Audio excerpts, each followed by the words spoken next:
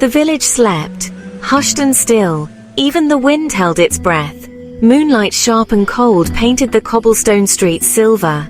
I hugged my shawl tighter, my heart a drum in the silence. Something wasn't right.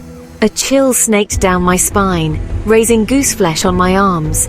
The silence wasn't peaceful, it was expectant, like the calm before a storm. Fear, acrid and cold, bloomed in my stomach. I wasn't alone. I could feel eyes on me, watching from the shadows. The hairs on the back of my neck prickled. A low growl, almost unheard, sent shivers down my spine. I quickened my pace, my eyes darting from alleyway to darkened doorway. Each shadow seemed to writhe, alive with unseen menace. Don't look back, I told myself. Never look back. Then I saw him, standing in the center of the village square. Tall and cloaked in shadows, he was a void in the moonlight. His face, hidden in the darkness of his hood, was turned towards me, watching. Fear, paralyzing and absolute, rooted me to the spot. I couldn't breathe, couldn't scream. The world shrunk to the size of his silhouette, the rest fading into insignificance. He moved then, a fluid glide that defied the stillness around him. Closer he came, each step echoing like a hammer blow in the silence. The shadows from his cloak seemed to stretch out, reaching for me like grasping claws. He stopped a breath away, his presence suffocating me.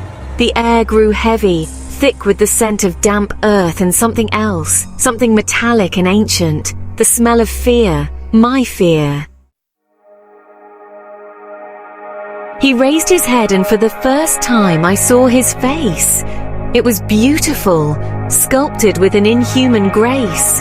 But his eyes, those eyes were cold, as ancient and fathomless as the night sky. His gaze pierced through me, stripping away my defenses, exposing my raw terror. He spoke then, his voice a low melodic whisper that seemed to slither into my very soul. You should not be out at this hour, little one. His words hung in the air between us, heavy with unspoken threat. I tried to speak, to apologize, to explain, but my voice failed me. My tongue felt thick like ash in my mouth.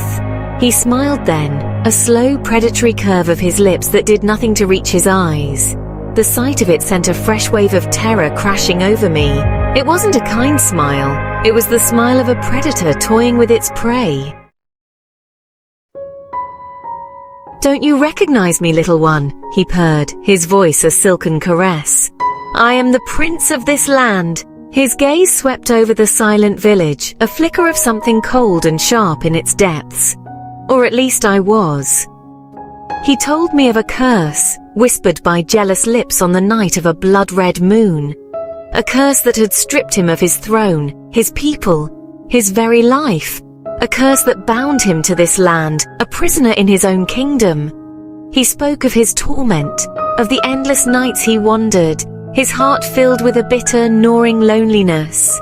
He spoke of his hunger, a hunger that could never be sated, a hunger that gnawed at his soul. And as he spoke, I began to understand. The fear that had been a living thing inside me began to recede, replaced by something else. Pity for the prince, cursed to walk the night for eternity, for the village, trapped in the grip of his sorrow. His stories wove a spell around me, tales of lost love and ancient betrayals. His voice, filled with a haunting melody, echoed in the stillness of the night. The village, bathed in the eerie glow of the crimson moon, seemed to hold its breath, listening. He spoke of the curse's grip on the village, how it drained the land of life, how it poisoned the dreams of its people. He spoke of the price that had to be paid, a price exacted every full moon. And as he spoke, the wind picked up, carrying with it the whispers of the villagers. Their voices, filled with fear and resignation, painted a picture of a community imprisoned by a darkness they couldn't escape. Their whispers swirled around me, a chorus of despair. They spoke of lost children, of withered crops, of a creeping dread that clung to their hearts like a shroud. They spoke of the prince, their savior, their curse. He extended his hand, his pale fingers beckoning. "Dance with me," he whispered, his voice a siren song in the night. "One dance and I will lift the curse. One dance and you will set us all free." His offer hung in the air, heavy with unspoken promises and veiled threats. I knew the risk. I knew the stories, the whispers of villagers lost to the night after a dance with the prince. But I also saw the despair in his eyes, the aching loneliness that mirrored the silence of the village. I saw the hope, fragile and flickering, that my answer might break the curse that bound them all. And so, with a heart full of trepidation and a sliver of hope, I reached out and took his hand. His touch was icy cold, sending a shiver down my spine. He pulled me close, his grip firm but surprisingly gentle. Section 7. A Glimmer of Hope. We moved together under the blood-red moon, our steps echoing in the stillness of the village square. The wind whipped around us, carrying with it the scent of dying leaves and the faint metallic tang of blood. He led me through a waltz, his movements fluid and graceful, like a phantom gliding through the night. His touch, once icy cold, began to warm, sending a strange heat through my body. As we danced, the village seemed to come alive. Shadows stretched and twisted, taking on the forms of villagers, their faces pale and drawn, their eyes filled with a mixture of fear and longing. They watched us, their silence both a blessing and a curse. I could feel their gazes on me, their hopes and fears pressing down like a physical weight. This dance, I realized, was not just for me, it was for them. Section 8. The Price of Freedom. The dance intensified, our movements becoming faster, more frantic.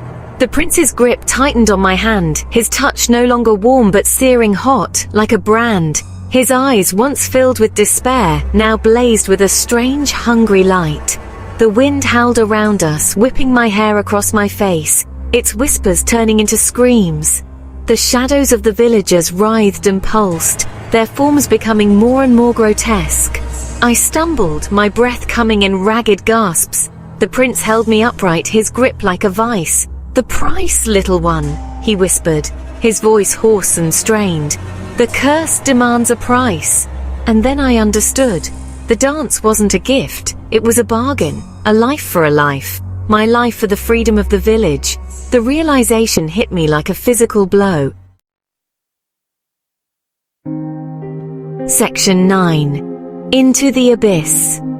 He pulled me closer, his grip bruising. His face, so beautiful a moment ago, was now twisted in a mask of pain and desperation. "I'm sorry," he whispered, his voice ragged. "But the curse, it must be fed." And then he was kissing me, his lips cold and hard against mine. I felt a sharp, searing pain, like 1,000 needles piercing my skin. My vision blurred, the world around me dissolving into a kaleidoscope of colors and shadows. I could hear the villagers screaming, their voices a cacophony of horror and despair.